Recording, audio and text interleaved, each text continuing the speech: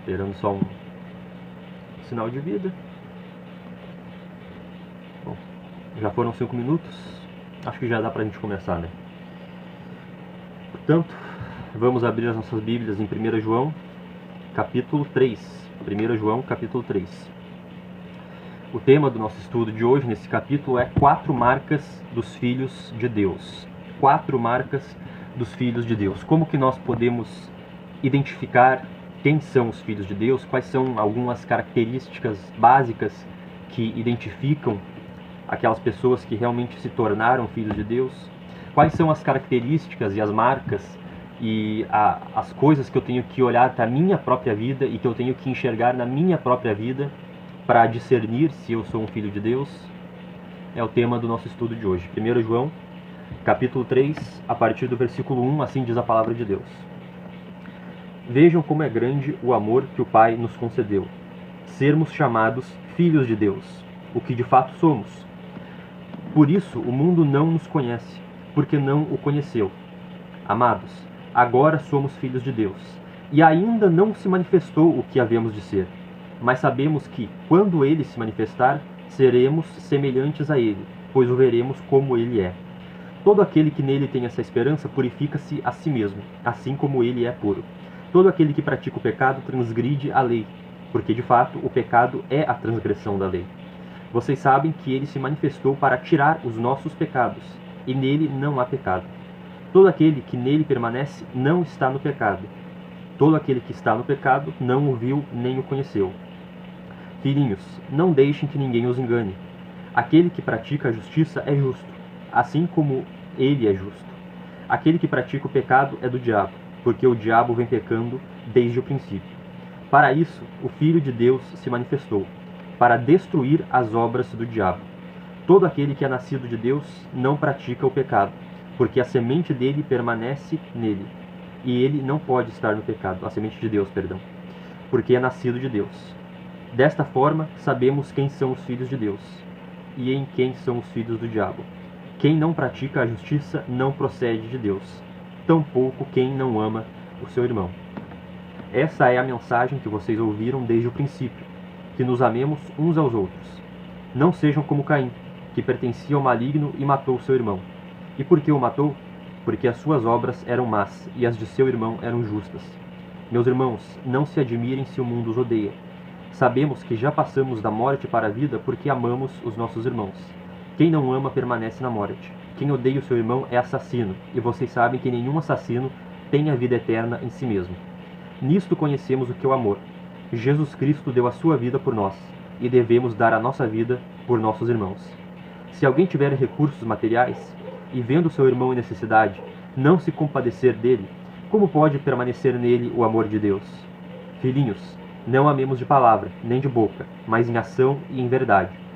Assim sabemos que somos da verdade, e tranquilizaremos o nosso coração diante dele, quando o nosso coração nos condenar, porque Deus é maior que o nosso coração e sabe de todas as coisas. Amados, se o nosso coração não nos condenar, temos confiança diante de Deus, e recebemos dele tudo o que pedimos, porque obedecemos aos seus mandamentos e fazemos o que lhe agrada. Este é o seu mandamento, que creiamos no nome de seu Filho Jesus Cristo, e que nos amemos uns aos outros como ele nos ordenou. Os que obedecem aos seus mandamentos, nele permanecem, e ele neles. Do seguinte modo, sabemos que ele permanece em nós, pelo Espírito que nos deu. Vamos buscar a ajuda de Deus em oração? Me acompanhe. Senhor, nosso Deus, nosso Pai, muito obrigado por mais um dia, mais uma oportunidade de te adorar, de viver a tua vontade, mais uma oportunidade de nos arrependermos, mais uma oportunidade de recomeçarmos, reconhecermos as nossas falhas, Senhor, reconhecemos quanto somos indignos, mas te agradecemos pela tua misericórdia, Pai, pelo teu amor, pela tua paciência, pela tua graça em Cristo Jesus. E queremos ser gratos na prática, Pai, queremos dedicar a nossa vida como um sacrifício de gratidão a Ti. E por isso queremos buscar na Tua Palavra, Pai, como ter essa vida agradável a Ti, como devemos nos comportar, como devemos viver para agradecer a Ti, Senhor. Nos ajuda a entender a Tua Palavra, abre a nossa mente, abre o nosso coração, ilumina nosso entendimento pelo Teu Espírito. É o que nós te pedimos, em nome de Jesus. Amém. Sandro Pereira Braz, graça e paz, bom dia. Pastora Marta, graça e paz, sejam bem-vindos. Então, no capítulo 3, o apóstolo João ele está lidando com a questão de ser filho de Deus. O livro de 1 João, como nós já sabemos, só uma pequena recapitulação, foi escrito pelo apóstolo João para combater falsos mestres que estavam se infiltrando nas igrejas da Ásia. Falsos mestres que diziam que os apóstolos eram mentirosos, que os apóstolos não conheciam Jesus de verdade, que os apóstolos não ensinavam a verdade sobre Jesus. Quem ensinava a verdade sobre Jesus eram esses falsos mestres, porque eles tinham novas revelações da parte de Deus, eles tinham um conhecimento secreto sobre Jesus que nem os apóstolos tinham. Esses falsos mestres, eles negavam a importância da carne, eles faziam a separação entre o espírito e a carne. O espírito não se mistura com a carne. Essa separação levava esses falsos mestres a uma exaltação muito grande daquilo que é espiritual, daquilo que é imaginário, aquilo que é mental, e um desprezo, um descuido muito grande daquilo que é físico, daquilo que é de carne, aquilo que é material. Por causa dessa ideia, esses falsos mestres, eles ensinavam que Deus não se importava com a carne, Deus não se importava com o corpo, e portanto você podia fazer o que você quisesse, não existia pecado, não existia certo e errado, você podia fazer o que você quisesse, e você não precisava se importar com o corpo dos seus irmãos, você não precisava cuidar dos seus irmãos, você não precisava amar os seus irmãos, porque nada disso é importante. O apóstolo João, percebendo que esse erro estava se tornando muito grande nas igrejas da Ásia, ele vai então escrever esse seu livro para combater esses falsos mestres e para ensinar a verdade. Os apóstolos, eles conheciam sim a verdade sobre quem Jesus é, porque eles conviveram com Jesus. Diferente dos falsos mestres que chegaram décadas depois, que nem conheceram Jesus, nunca andaram com Jesus, os apóstolos, eles andaram com o Senhor Jesus, conheceram, conviveram, e tudo que eles ensinavam, eles aprenderam diretamente com o próprio Senhor Jesus. Portanto, era muito perigoso você dar ouvidos a esses falsos mestres, você se considerar um cristão, você se considerar um filho de Deus e tudo mais, mas dar ouvidos a esses falsos mestres e praticar o que não prestava. Aqui no capítulo 3, então, o apóstolo João ele vai trazer o teste moral, o teste da santidade, o teste da obediência a Deus, como uma marca distintiva dos verdadeiros filhos de Deus. Quem são os verdadeiros filhos de Deus? Quem é que pode olhar para a sua vida e descansar na certeza de dizer realmente, verdadeiramente, eu sou um filho de Deus? É essa pergunta que o apóstolo João vai responder aqui no capítulo 3, e ele vai nos apresentar pelo menos 4 marcas aqui. 4 marcas dos verdadeiros filhos de Deus. A primeira marca é a esperança. A esperança. Os filhos de Deus vivem no presente à luz do que eles serão no futuro.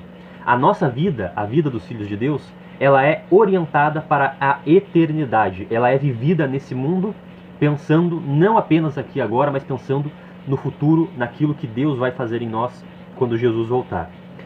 Essa esperança, portanto, a esperança que nós temos no futuro, ela gera santificação no presente. Isso está no versículo 1 ao versículo 3. A segunda marca do Filho de Deus é a justiça. Os filhos de Deus não vivem sob o domínio do pecado, porque o pecado é anomia, é transgressão da lei. Cristo é o destruidor das obras do diabo, e o novo nascimento é incompatível com uma vida entregue ao pecado. Isso está no versículo 4 ao versículo 10. A terceira marca do Filho de Deus é o amor. Os filhos de Deus manifestam a sua justiça no amor concreto, na prática. Aqui a justiça ganha carne. Contraste e o amor ele se traduz em ações concretas. A segurança é a quarta marca dos filhos de Deus, a segurança. Os filhos de Deus, eles têm uma vida marcada pela segurança, ou seja, a confiança, a tranquilidade diante de Deus, sabendo que eles nasceram de novo e têm um novo coração, um coração marcado pela paz, pela segurança diante de Deus, que vem da obediência e da fé em Cristo por meio do Espírito Santo. Então essas são as 4 marcas que o apóstolo João nos apresenta aqui hoje: esperança, justiça, amor e segurança. Esse é o roteiro do nosso estudo essa manhã. Que Deus nos ajude, e começamos então com a nossa primeira marca, a esperança. No versículo 1, o apóstolo João diz: vejam como é grande o amor que o Pai nos concedeu, que fôssemos chamados filhos de Deus. O apóstolo João ele traz aqui um certo maravilhamento. Ele fala como se ele estivesse como se ele tivesse assustado, como se ele tivesse admirado com tão grande amor que Deus nos concedeu. Olha a grandeza, olha o milagre do amor de Deus na nossa vida. O amor de Deus na nossa vida é tão grande, é tão milagroso, é tão inexplicável, que ele nos dá o direito de sermos chamados filhos de Deus. E por que isso é uma coisa tão impressionante? Por que isso é um direito, é um privilégio tão grande? Porque Deus, ele é o ser supremo, ele é o criador de todas as coisas, ele é o criador de todo o universo, tudo pertence a ele criou tudo do nada, ele não precisava de nada, ele já é perfeito em si mesmo. Deus, ele já é todo perfeito, todo poderoso, todo completo, ele já tem a felicidade completa nele mesmo, ele já tem o amor nele mesmo, Deus é amor, né? O Pai ama o Filho é o amado do Pai, o Espírito é o laço de amor entre Deus e o Pai. Então Deus já é completo, perfeito, feliz, soberano, todo-poderoso, todo perfeito em si mesmo. Só que esse Deus, que é todo perfeito, que é todo supremo, que é o criador de todas as coisas, que é o dono de tudo, esse Deus, ele olha para nós, criaturas pequenas, fracas, patéticas, sem valor nenhum, sem nada, dependentes, a gente depende de tudo, a gente é um saco de carne e sangue, a gente é um saco de vermes, como dizia Lutero. E esse Deus, ele olha pra gente e ele diz: você é meu filho, eu te amo. Você tem em mim o amor que um filho tem de um pai. Isso é um privilégio muito grande, meus irmãos. Isso é um privilégio inexplicável, isso é graça. Isso é um favor que nós nunca poderíamos merecer, nós nunca poderíamos conquistar, nós nunca poderíamos fazer por merecer e olhar para Deus e exigir de Deus assim: você tem que ser meu pai, você tem que me tratar como filho. Nunca. Nós nunca conseguiríamos fazer isso. A paternidade de Deus, o fato de Deus ser o nosso pai, é um privilégio, é um prêmio imerecido de graça pura, de graça inexplicável. É inexplicável, nada explica o amor de Deus. Tão grande esse amor que ele nos dá o direito de sermos chamados seus filhos. E nós, de fato, somos filhos de Deus. Não apenas somos chamados de filhos de Deus, mas de fato somos filhos de Deus. Por isso o mundo não nos conhece. Ou seja, conhecer não é simplesmente ter a informação. Já falei isso aqui e os irmãos podem ter essa consciência de que na Bíblia, no texto bíblico, no contexto bíblico, conhecer, quando se fala de conhecimento na Bíblia, dificilmente, raramente se fala só de informação. Quando a Bíblia fala de conhecimento, raramente, não estou dizendo que não acontece nunca, mas que não é o sentido normal. Quando a Bíblia fala de conhecimento, normalmente, na maioria das vezes, ela está falando de relacionamento, de amizade, de amor, de comunhão. Conhecimento na Bíblia tem um sentido muito mais profundo do que simplesmente ter a informação. Então o mundo, ele não nos conhece, e o mundo, ele não tem amizade conosco, o mundo não tem relacionamento conosco. O mundo odeia o verdadeiro cristão, o mundo persegue o verdadeiro cristão. Por quê? Porque não nos conhece, não nos entende, não sabe por que nós somos diferentes.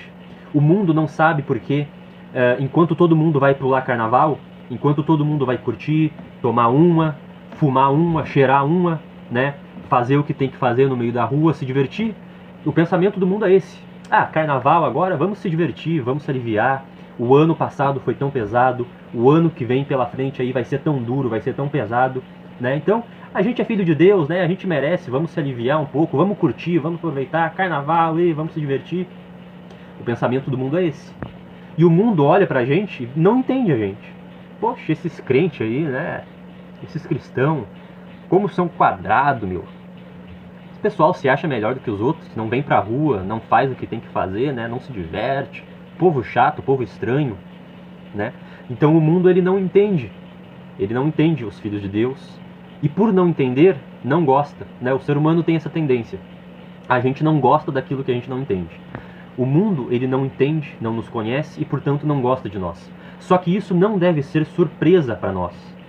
Quando nós vemos o mundo perseguindo o cristão, quando nós vemos o mundo nos matando, nos perseguindo, nos odiando, nos discriminando, nos diminuindo, isso não deveria ser surpresa para nós, não deveria ser algo que nos escandaliza.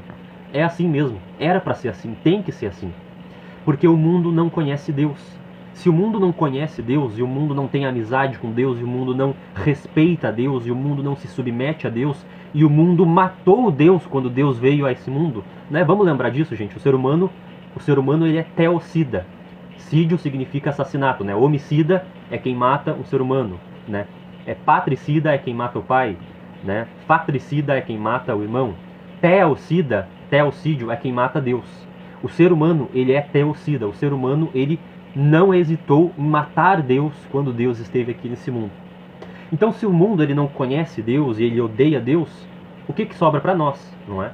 Então, não é motivo de surpresa, não é motivo de escândalo quando o mundo ele nos odeia e quando o mundo ele nos persegue.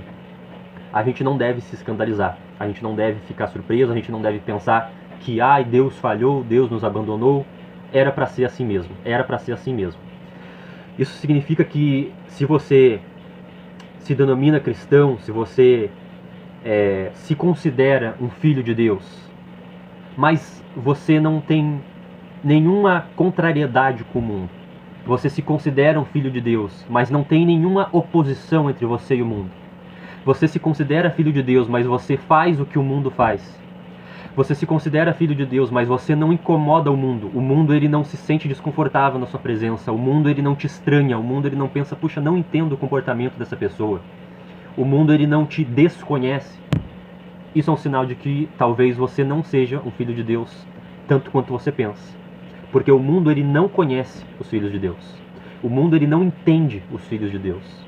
E por não entender, o mundo ele não gosta dos filhos de Deus. Se você é um cristão, se você é um crente, se você usa esse rótulo, se você se considera uma pessoa espiritual, mas o seu comportamento ele não tem nada de diferente do mundo, não tem nada que desagrade o mundo, não tem nada que gere uma oposição, uma contrariedade para com o mundo. Se você é uma pessoa benquista na sociedade, você consegue circular com prestígio nos setores do mundo, se você faz o que o mundo faz, se você vai pular carnaval agora, né? Cuidado. Os filhos de Deus, eles não são conhecidos pelo mundo. O mundo não conhece, não entende os filhos de Deus. Existem crentes, existem cristãos, existem pessoas dentro do contexto religioso, de igreja e tudo mais, que fazem questão de ser chatas. Existe isso. Existem pessoas que realmente se acham melhores do que as outras. Existem pessoas que realmente fazem coisas só para incomodar. Existem pessoas que realmente fazem coisas só para se achar diferente e só para se achar melhor. Existem cristãos que são inconvenientes e que incomodam não apenas por aquilo que eles são, mas porque querem incomodar mesmo. E daí é claro que, se você quer incomodar as outras pessoas, isso vai gerar um atrito ali e tudo mais, né? O verdadeiro cristão, ele não necessariamente ele busca incomodar. Ser cristão, ser desconhecido pelo mundo aqui, não é necessariamente ser o chato, não é necessariamente ser uma pessoa que gosta, que tem prazer de se achar melhor do que os outros e que quer incomodar os outros. Não é isso que eu estou falando aqui. Não é isso que o texto bíblico está falando, né? Então não é a pessoa que quer ser chata e que quer se achar melhor e que quer apontar o dedo para os outros. Mas o que o texto bíblico está falando aqui e o que eu quero enfatizar é que existe diferença, tá? Existe diferença entre o cristão, entre a igreja e o mundo. Amados, agora somos filhos de Deus. Versículo 2. Agora somos filhos de Deus. Olha como no versículo 2 o apóstolo João ele reforça aquilo que ele já falou no versículo 1. No versículo 1 ele começa falando: veja como é grande o amor de Deus, somos filhos de Deus, de fato somos filhos de Deus. E aqui no versículo 2 ele reforça mais uma vez: agora somos filhos de Deus. O apóstolo João ele tem certeza absoluta daquilo que ele está falando, mas ele não tem dúvida. Para o apóstolo João aqui não tem a menor sombra de dúvida: somos filhos de Deus. E isso não é uma coisa particular do apóstolo João. O Novo Testamento inteiro, ele nos ensina, e ele não apenas ensina, ele nos incentiva a nós crermos que somos filhos de Deus. Quem? Quem crê no nome de Jesus, quem passa no teste doutrinário, a doutrina correta sobre quem Jesus é. Jesus é o Filho de Deus, é Deus igual ao Pai, mas ele também é um ser humano, ele se tornou um ser humano igual a nós e não deixou de ser Deus para se tornar um ser humano. Ele é verdadeiro Deus, verdadeiro homem. Ele é o nosso Salvador, ele é a ponte entre Deus e a humanidade, ele é a escada que une o céu e a terra, ele é a ponte que conecta a divindade à humanidade e por isso ele é o nosso Salvador. Ele fez um pagamento de sangue perfeito na cruz do Calvário, Ele anulou todos os nossos pecados, Ele tirou, removeu toda a nossa culpa e conquistou o amor incondicional de Deus para nós. Ele é o nosso Senhor, Ele é o nosso líder, Ele é aquele a quem nós temos que obedecer, aquele a quem nós temos que imitar, aquele a quem nós temos que viver igual a Ele. Então nós temos que crer nessas coisas sobre Jesus. E crendo nessas coisas sobre Jesus, vivendo essas coisas sobre Jesus, a Bíblia ela nos dá o direito e o incentivo de nós nos considerarmos filhos de Deus. Nós temos que ter a consciência, a certeza de que nós já somos filhos de Deus. Não é uma coisa que vai acontecer no futuro, não é uma possibilidade, não é talvez um dia, se Deus quiser, se eu me esforçar muito, se eu fizer tudo direitinho, então talvez um dia, quem sabe, eu me torne filho de Deus. Não, é agora, é já. É aqui e agora e já. Você já é um filho de Deus. Nós já somos. Não é expectativa, é certeza, não é possibilidade, é fato. Nós já somos filhos de Deus. Nós, os que cremos no Filho de Deus. Crer no Filho de Deus é a única maneira de ser filho de Deus. Só que no versículo 2 ele diz: agora somos filhos de Deus, agora, já, e ainda não se manifestou o que havemos de ser. Olha então como fica meio paradoxal, né? Ou seja, parece meio contraditório aqui o que o apóstolo João diz. Nós já somos filhos de Deus, mas ainda não se manifestou o que havemos de ser. Ou seja, nós já somos filhos de Deus. Deus já nos transformou em seus filhos. Ele já nos deu o direito e todos os privilégios de sermos filhos de Deus. Mas nós ainda não experimentamos nessa vida, nesse mundo, nesse século, nessa vida humana normal que começa no nosso nascimento e que vai até a morte do nosso corpo físico. Nessa vida humana normal, nós ainda não experimentamos tudo aquilo que significa ser filho de Deus. Nós ainda não experimentamos a plenitude desse privilégio que é ser filho de Deus. Nós já temos o direito completo, o direito total. Já temos todo o direito. Mas ainda não experimentamos todos os benefícios, todos os privilégios disso. Isso aqui, meus irmãos, é a doutrina bíblica do já e do ainda não. Vou repetir porque eu quero que você entenda muito bem aqui comigo. É a doutrina bíblica do já e do ainda não. A Bíblia, ela ensina na questão da salvação, na questão do nosso relacionamento com Deus, ela ensina um já e um ainda não, ao mesmo tempo. Na nossa salvação, na nossa vida espiritual, no nosso relacionamento com Deus, nós vivemos um já e um ainda não. Ou seja, nós já recebemos tudo aquilo que Jesus conquistou para nós. Na cruz, Jesus disse tetelestai, está consumado, está feito, está conquistado. Tudo aquilo que era necessário para a salvação do meu povo, eu conquistei. Tudo aquilo que era necessário fazer para a vida espiritual do meu povo, tudo aquilo que era necessário para a comunhão e o relacionamento com Deus, eu fiz, está feito. Então tudo já está consumado, tudo já foi conquistado. Jesus já nos deu o direito de todas as coisas, de toda a salvação, de toda a vida espiritual, de todo o relacionamento com Deus. Jesus já conquistou tudo para nós. Já começou na nossa vida. A salvação já começou, a comunhão com Deus já começou, a vida eterna já começou. Mas nós ainda não experimentamos a plenitude de tudo aquilo que Jesus conquistou para nós.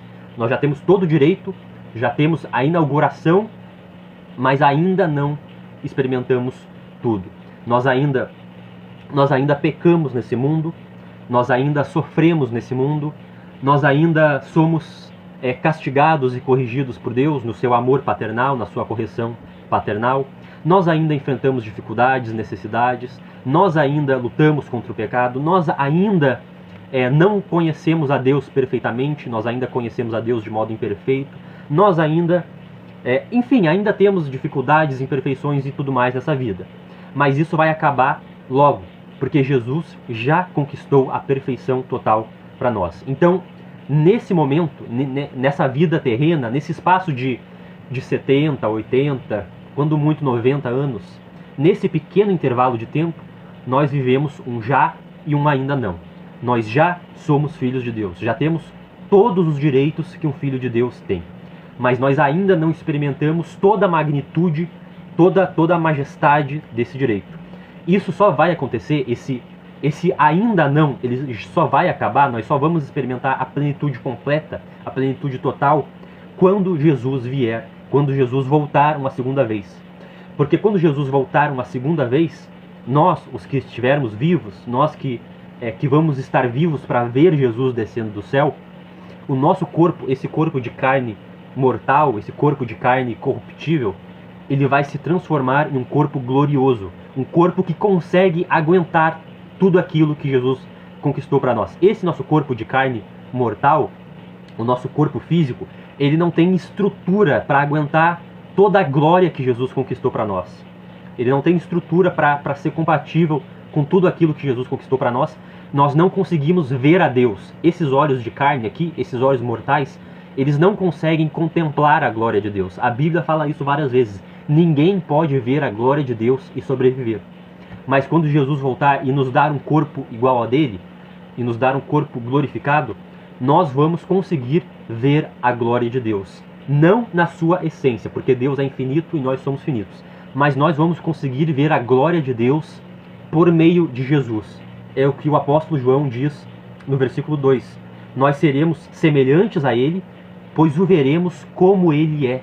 Nós vamos ver Jesus como ele é, porque nós vamos ter um corpo que seja capaz disso, um corpo glorificado, um corpo perfeito, que aguente as maravilhas da glória de Deus, da glória de Jesus.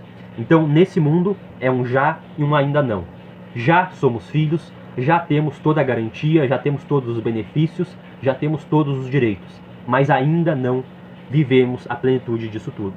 Isso só acontecerá quando Jesus voltar, quando Jesus voltar. E o que essa esperança, o que essa certeza, ela muda na nossa vida? Versículo 3. Todo aquele que nele tem essa esperança, qual esperança? A esperança do ainda não terminar, a esperança de tudo se completar, a esperança de receber finalmente a plenitude de todos os benefícios, de todos os privilégios, quando Jesus voltar. Essa é a esperança. Todo aquele que nele tem essa esperança, purifica-se a si mesmo, assim como ele é puro.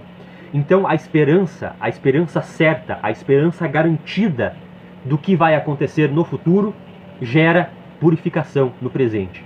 Quem tem certeza que vai encontrar Jesus, quer estar preparado para esse dia. Quem tem certeza que vai encontrar Jesus, quer ser encontrado digno dele. Quer fazer de tudo para agradar Jesus, quer fazer de tudo para estar em coerência com aquilo que Jesus deseja, quer agradar Jesus, né? Imagina que você vai encontrar uma pessoa muito querida sua, você vai encontrar a sua esposa, você vai encontrar a sua namorada, você vai encontrar os seus pais, você vai encontrar os seus filhos, que você não via depois de muito tempo. Então você se prepara para aquilo, né? Você toma um banho, você bota um perfume, você se prepara, enfim, você se purifica e se prepara para aquele momento. E assim é a vida do cristão aqui nesse mundo. A vida do cristão aqui nesse mundo é uma vida de purificação, de se separar daquilo que não presta, de se separar daquilo que é errado, de se separar daquilo que entristece a Deus, e tudo isso como uma preparação para finalmente encontrar Jesus naquele grande dia, Então essa é a primeira marca do Filho de Deus. Todo Filho de Deus tem essa esperança certa, essa esperança garantida de que ele já é um Filho de Deus e que ele vai experimentar a plenitude desse benefício quando Jesus voltar. Essa esperança, essa certeza, ela gera purificação na vida do Filho de Deus. A segunda marca do Filho de Deus é a justiça. Os filhos de Deus não vivem sob o domínio do pecado, ou seja, é um desdobramento daquilo que João falou no versículo 3. Agora ele vai aprofundar um pouco mais isso. Os filhos de Deus não vivem sob o domínio do pecado, porque Jesus ele destruiu o pecado. Jesus ele veio justamente para desfazer as obras do pecado e do diabo. Então essa marca ela é negativa e positiva. Ela gera uma coisa que nós não fazemos e uma coisa que nós fazemos. Justiça significa que nós rejeitamos o pecado e significa que nós praticamos aquilo que agrada a Deus, aquilo que agrada a Jesus. No versículo 4, o texto diz: todo aquele que pratica o pecado transgride a lei, porque de fato o pecado é transgressão da lei. Lei aqui é a lei de Deus, é a lei do amor, aquilo que nós já viemos falando até aqui. Jesus, quando ele veio nesse mundo, quando ele veio no Novo Testamento, quando ele esteve lá em Israel, no primeiro século, Jesus, ele não aboliu a lei. Jesus, ele não destruiu a lei. Foi o que ele disse em Mateus, no capítulo 5, no Sermão do Monte.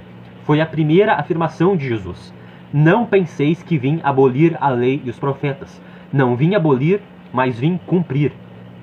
Então, isso é uma coisa delicada, é uma coisa complicada, é uma coisa que existem diferentes opiniões sobre isso, mas a minha opinião, particularmente, e não só a minha opinião, né, não é que eu inventei essa opinião, eu simplesmente concordo e sigo o entendimento de vários mestres que têm esse entendimento, que têm essa opinião, que existe uma mudança de lei no Antigo e no Novo Testamento. Isso é uma coisa óbvia, né? Não dá para negar isso. A Bíblia fala isso. Existe uma mudança de lei no Antigo e no Novo Testamento. A lei do Novo Testamento, a lei da Nova Aliança, não é exatamente a mesma lei da Antiga Aliança. Ou seja, nós não vivemos hoje matando animais, nós não vivemos hoje fazendo sacrifício de sangue, fazendo sacrifício de animais, nós não somos obrigados a guardar o sábado. O Novo Testamento deixa isso muito claro. Nós não somos mais obrigados a fazer uma guarda rígida do sábado. Nós não somos mais obrigados a observar as festas e as liturgias do calendário judaico. Nós não somos mais... Então, existe uma mudança de lei. Mas o meu entendimento é que não é uma mudança na substância da lei. Não é uma mudança no conteúdo da lei. Jesus, ele não mudou e ele não destruiu a essência da lei. Porque a essência da lei é o amor. Isso tanto no Novo quanto no Antigo Testamento. Tanto no Antigo Testamento quanto no Novo Testamento, a essência da lei é uma só, que é o amor. Porque o caráter de Deus é o amor, né? O apóstolo João, ele fala isso, Deus é amor. Então a lei, que é o reflexo do caráter de Deus, a lei que é o reflexo da santidade de Deus, a essência da lei é e sempre foi o amor, tanto no Antigo quanto no Novo Testamento. Onde que acontece a diferença então? Por que acontece a diferença que nós vemos do Antigo para o Novo Testamento? É porque o Senhor Jesus, quando ele vem a esse mundo, ele resgata a lei do seu sequestro farisaico. Os fariseus no primeiro século, os fariseus, os rabinos, eles sequestraram a lei de Deus. Eles usurparam a lei de Deus para eles sequestraram a lei, eles começaram a dizer: nós somos os mestres da lei, nós somos os escribas, nós somos os fariseus, nós somos os entendidos. Lei é com a gente que entende de lei. Quer saber como é que é a lei? É com a gente, é comigo mesmo. Só que isso era uma mentira. O próprio Senhor Jesus diz em Mateus capítulo 15: por causa das vossas tradições, vocês rejeitam os mandamentos de Deus. Então, o próprio Senhor Jesus deixa muito claro que os fariseus não tinham nada a ver com a lei de Deus. Os fariseus, eles não viviam o princípio do amor. Pelo contrário, eles aumentavam a lei de Deus. Eles inventavam mais regras da cabeça deles. Eles inventavam mais regras e colocavam nas costas das pessoas um fardo pesado que nem eles mesmos carregavam. Nem eles obedeciam todas as invenções que eles inventavam, né? Então, o que o Senhor Jesus faz no Novo Testamento é que ele resgata a lei de Deus do seu sequestro farisaico. Ele revela a verdadeira essência da lei de Deus. Em Mateus capítulo 5, no Sermão do Monte, Jesus não está inventando uma lei nova, ele não está criando uma lei nova. Jesus, ele está revelando a verdadeira plenitude da essência da lei de Deus, que é o amor, Então, entendendo a coisa dessa forma, no Novo Testamento, então, a lei de Moisés, ela se torna a lei de Cristo, porque Jesus viveu aquilo que Moisés só pôde escrever. Jesus viveu aquilo que Moisés só pôde escrever. É por isso que quando nós cristãos, quando nós queremos saber o que é a lei, quando nós queremos saber como viver a lei de verdade, como ter uma vida em coerência com a lei de Deus, como ter uma vida em coerência com os mandamentos de Deus, nós não olhamos para os fariseus, nós não olhamos para os escribas, nós não olhamos para os judeus, nós não olhamos para os maçoretas, nós não olhamos mais nem apenas para o Antigo Testamento. Nós não olhamos, quando nós cristãos queremos viver a lei de Deus, os mandamentos de Deus, nós não olhamos primeiramente para o Antigo Testamento também. Nós olhamos, em primeiro lugar, para a vida de Jesus, para a vida e os ensinamentos de Jesus, porque Jesus é o cumprimento da lei de Deus em carne e osso. Jesus foi a lei de Deus vivida na sua plenitude. Se a lei de Deus, se a santidade de Deus fosse uma pessoa, se a lei de Deus fosse uma pessoa, seria Jesus. E Jesus foi. Jesus foi a lei de Deus na sua plenitude, na sua verdadeira essência. Então é por isso que nós cristãos, quando nós queremos viver os mandamentos de Deus, nós olhamos primeiramente para a vida e os ensinamentos de Jesus. E a partir de Jesus, nós olhamos para o Antigo Testamento, nós olhamos para tudo aquilo que a Bíblia ensina. Mas então, isso significa, esse entendimento ele significa que é um erro muito grande, é uma mentira muito grande nós dizermos que no Novo Testamento não tem lei, né? É claro que tem lei, tem a lei de Cristo, tem a lei de Cristo. O Novo Testamento, a ênfase maior é a graça, claro que é. Mas graça não é bagunça, graça não é pode fazer o que você quiser e tá tudo certo, não se importa com Deus. Não, não é bagunça. Tem lei, tem regra, tem aquilo que Deus espera de você. E nós fazemos isso olhando para Jesus. Olhando para Jesus, nós somos capacitados para viver uma vida que agrada a Deus. Vocês sabem que ele se manifestou para tirar os pecados, e nele não há pecado. Todo aquele que nele permanece não está no pecado. Todo aquele que está no pecado não o viu nem o conheceu. Então foi para isso que Jesus veio ao mundo. Jesus veio ao mundo para destruir o pecado, para acabar com o pecado. Jesus, ele já nos livrou, é o já, né? Lembra que eu falei da doutrina do já e do ainda não? Jesus, ele já nos livrou da culpa e da condenação do pecado. No tribunal de Deus, no cartório de Deus, na delegacia de Deus, por assim dizer, né? Usando essas analogias, a nossa ficha, ela está limpa. A nossa ficha corrida, ela está branquinha, ela está sem nenhum indício, sem nenhuma mácula. Jesus, ele cancelou todo o escrito de dívida que constava contra nós. Ele já nos livrou da condenação do pecado. Jesus falou em João capítulo 5, versículo 24. Todo aquele que ouve a minha palavra e crê naquele que me enviou, tem a vida eterna. Não entra em juízo, não será condenado, mas já passou da morte para a vida. É o já. Mas tem também o ainda não. Ou seja, nós ainda lutamos contra o pecado.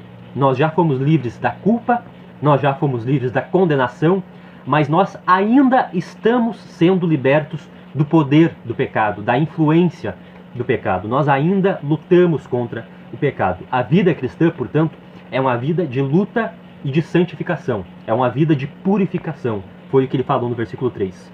Aquele que está nele, aquele que permanece em Cristo, aquele que conhece Jesus, não permanece no pecado, não vive no pecado. Ou seja, não é que não peca nunca, não é que é uma pessoa perfeita, não é isso que João está falando aqui.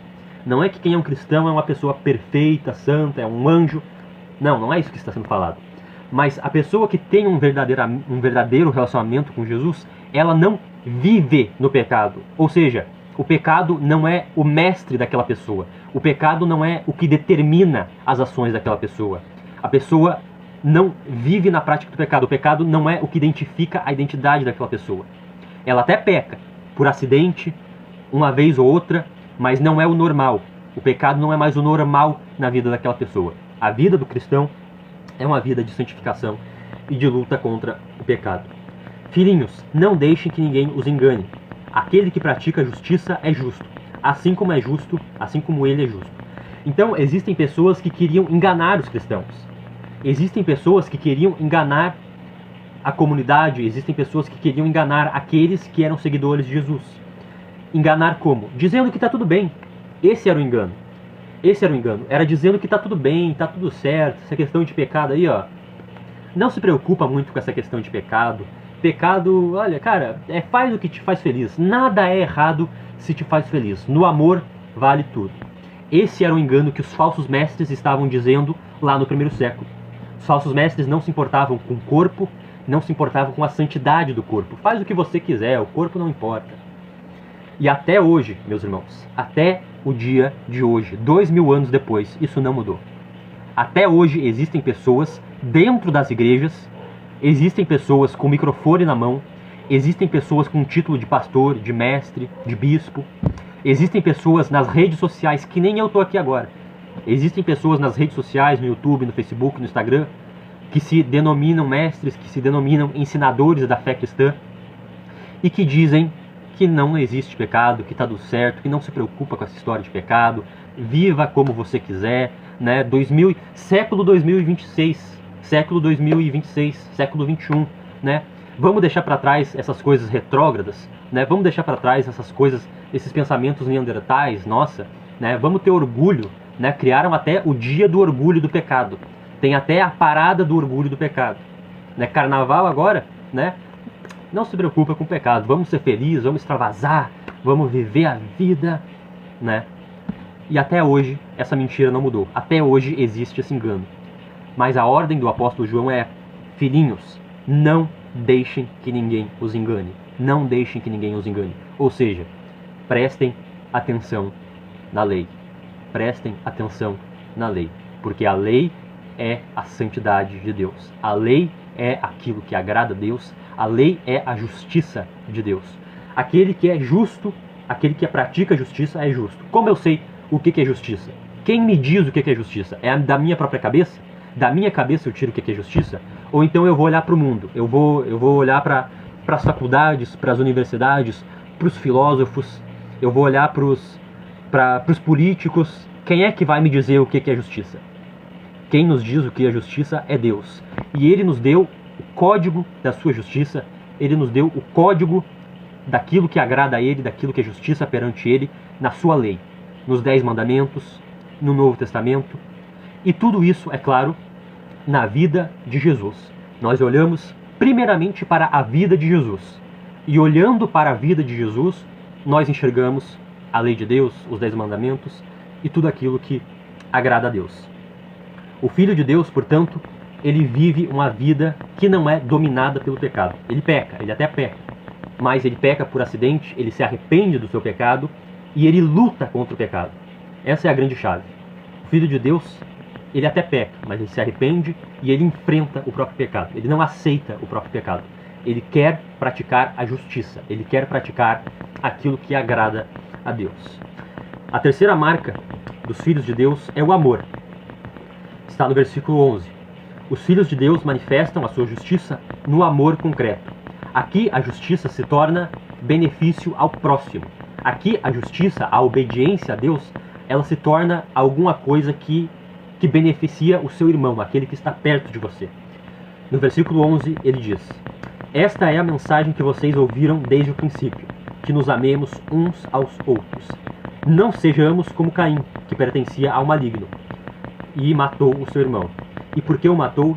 Porque as suas obras eram más, e as de seu irmão eram justas. Meus irmãos, não se admirem se o mundo os odeia. Sabemos que já temos passado da morte para a vida, porque amamos os nossos irmãos. Quem não ama permanece na morte. Nisto conhecemos o amor de Jesus Cristo. Deu a sua vida por nós e devemos dar nossa vida pelos nossos irmãos. Se alguém tiver recursos materiais e vendo o seu irmão em necessidade, não se compadecer dele, como pode permanecer nele o amor de Deus? Filhinhos, não amemos de palavra nem de boca, mas em ação e em verdade. Então, aqui o apóstolo João, ele retoma o amor como a essência da lei de Deus. Foi aquilo que eu falei até agora. Esta é a mensagem que vocês ouviram desde o princípio. Princípio, ou seja, o começo da vida cristã. Quando eles ouviram falar de Jesus pela primeira vez, quando eles ouviram falar do Evangelho pela primeira vez, eles ouviram falar do amor. E desde o começo também, desde o começo do Antigo Testamento, a lei de Deus, o caráter de Deus, sempre foi o amor. O amor sempre foi aquilo que agradou a Deus. E a gente pode ver isso na vida de Caim e Abel. Caim, ele matou Abel porque ele odiou o seu irmão. Ele não teve amor ao seu irmão. Ele fez mal ao seu irmão e, portanto, ele matou, ele transgrediu a lei de Deus. E você pode pensar, poxa, mas eu não sou assassino, eu nunca matei ninguém, né? Nunca assassinei ninguém, nunca escondi nenhum corpo. Mas matar no Novo Testamento, matar na lei de Deus, né? Quando você lê lá os 10 mandamentos, não matarás. Esse mandamento, ele não se refere apenas ao ato físico de tirar a vida de alguém. O próprio nosso Senhor Jesus revela isso no Sermão do Monte, em Mateus capítulo 5. Se você odiar o seu irmão, se você tiver alguma coisa contra o seu irmão, se você simplesmente não quiser amar o seu irmão, então você já odiou o seu irmão. E na sua mente, na sua cabeça, no seu coração, você já é assassino. Você já matou o seu irmão. Se você simplesmente não quiser amar a outra pessoa que está do seu lado, você já é um assassino. Você já matou o seu irmão. Você já foi condenado pela lei de Deus. E como é que nós podemos saber o que é esse amor? O que é o amor que a lei de Deus exige de nós? O que é o amor que a lei de Deus, que Deus ele quer que nós vivamos? O exemplo máximo, o exemplo maior do amor é o Senhor Jesus. É a sua morte, é a sua crucificação. Ele se entregou por amor a nós. Ele que tinha tudo, ele que era Deus, ele que não precisava de nada, ele que não precisava de nós. Ele não precisava de nós, ele não precisava ter morrido na cruz. Jesus não era obrigado a ter morrido na cruz. Deus não era obrigado a ter nos salvado. Jesus não era obrigado a nos salvar, a nos livrar do inferno. Nós desobedecemos a Deus porque nós quisemos, né? Nós escolhemos o inferno pela nossa desobediência, pelos nossos pecados, né? Pela nossa insubmissão a Deus.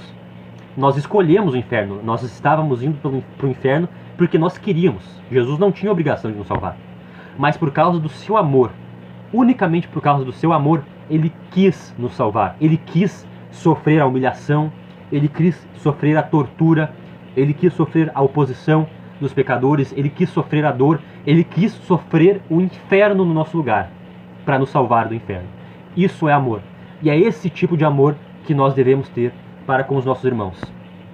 E João dá um exemplo prático aqui, um exemplo concreto. Como é que esse amor ele deve se manifestar na nossa vida cotidiana? Ora, por exemplo, se você vê um irmão passando necessidade, se você vê um irmão passando fome, passando frio, passando luta com doença, com alguma doença, com algum mal, enfim, o que quer que seja, se você vê algum irmão passando necessidade, e você tem recursos, você tem a capacidade de ajudar esse irmão, você tem alguma coisa ali de posse sua que poderia ajudar aquele irmão, e você não ajuda, você escolhe não ajudar, podendo ajudar, você escolhe não ajudar, então você já odiou o seu irmão, você já matou o seu irmão, você já escolheu o ódio. O amor, ele começa, o verdadeiro amor, ele começa quando, podendo ajudar e vendo que precisa de ajuda, você vai e ajuda. Você melhora a vida do seu irmão, você vai e faz por ele aquilo que você sabe que vai deixá-lo mais feliz, você vai e faz por ele aquilo que você sabe que vai deixar a vida dele melhor. É nisso que o amor se manifesta, em atitude, não apenas em palavra, não apenas em hinos, não apenas em louvores, na prática, fazendo, agindo. Esse é o amor que Deus espera de nós. Nosso estudo já ficou longo. A quarta marca é a marca da segurança, está no versículo 19 ao versículo 24. Assim sabemos que somos da verdade e tranquilizamos o nosso coração. Mas o nosso estudo já ficou longo e eu acho que já falei bastante sobre essa tranquilidade, sobre essa esperança, sobre essa certeza de sermos filhos de Deus. E essa certeza, ela nos dá alinhamento com Deus, essa certeza, ela nos dá submissão a Deus e tudo mais. Essa certeza, ela nos leva a uma vida em coerência com o caráter e com a vontade de Deus. Eu vou concluir o nosso estudo por aqui, porque já ficou longo. E que nós possamos então absorver essa palavra, ter consciência disso, olhar para a nossa própria vida e, pela graça de Deus, tentar encontrar em nós essas 4 marcas, para termos certeza de que nós somos realmente filhos de Deus, que nós somos realmente filhos de Deus. Esperança, certeza, ou seja, esperança não é simplesmente uma coisa que talvez possam, não, certeza, esperança certa, esperança convicta, sou filho de Deus, estou em comunhão com Deus.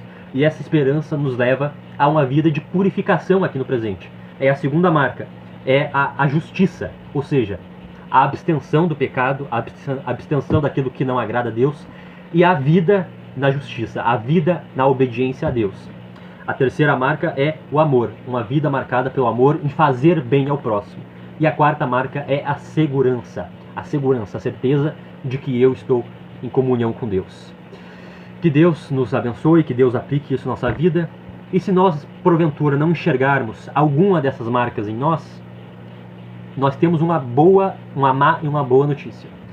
se nós olharmos para a nossa vida e nós não enxergarmos essas marcas em nós, a má notícia é que nós, muito provavelmente, não somos filhos de Deus. Nós estamos mentindo para nós mesmos, nós estamos enganando a nós mesmos, nós estamos enganando a nossa comunidade, nós estamos enganando aqueles que estão ao nosso redor. Mas perdão, a boa notícia, se nós não encontrarmos essas marcas em nós, a boa notícia é que ainda há tempo. Ainda há tempo hoje, no dia que se chama hoje. Não deixando para amanhã.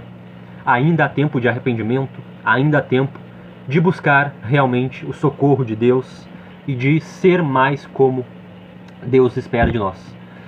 Vamos orar para que Deus aplique isso na nossa vida? Feche seus olhos e me acompanhe em oração.